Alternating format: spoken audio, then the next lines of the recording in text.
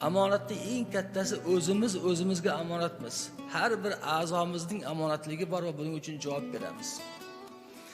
Qand kasali bor odam doktor unga roza tutma deyapti. Roza tutgan sari mazasi qochyapti.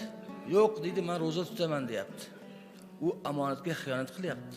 Chunki roza qadar uning joni qadrli unga.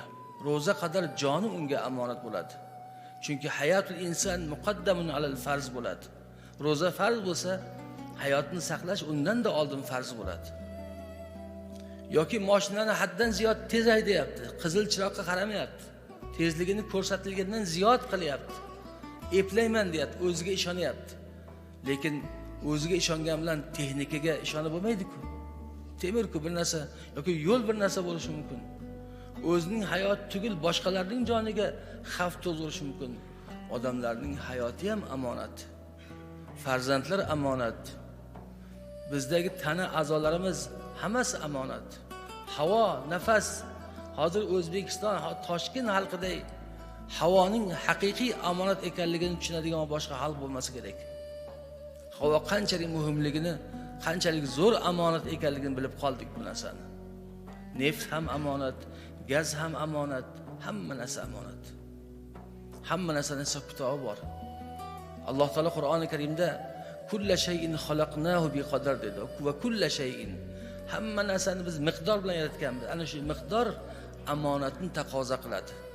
Amonat mas'uliyatni, mas'uliyat esa javobgarlikni keltirib chiqaradi. Hech kim bundan qochib qutula olmaydi. Hamma javob beradi.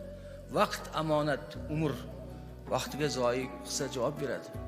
Yoshlik amonat, behuda sarflasa javob beradi. Zehn xuddi shunday. Hammasi. Oshqozon amonat. Oshchi ovqat yeyorsa, oshqozonni kasal qiladigan darajada. Oshqozon zoyi qilsa amonatni zoyi qilgan bo'ladi. Xotin amonat. Birovning qizini Alloh va Rasulining ismi bilan halollab olyapti-da, keyin urib o'ldiryapti. Yoki o'zini o'ldirishga majbur qilyapti. Yoki boshqa zulmlarni qiladi, yoki uning teskarisi bo'ladi. Xuddi shunday eri ham amonat ayollarga. Hamma imkoniyatning o'zi eng katta amonat. Ramazon amonat birodarlar. Juma amonat, zakot amonat, sadaqa amonat. Bir-birimizga hammamiz amonatmiz. G'animatmiz. Bugun ko'rib turibmiz, mumkin keyingi juma ko'ra olmassiz. Mumkin ertaga birodaringizning tobuti yelkangizda bo'lar. Yoki mumkin siz kimningdir yelkasida bo'lishingiz mumkin. Har bir lahza g'animat va amonatdir. Amonatga vafo qilaylik birodarlar.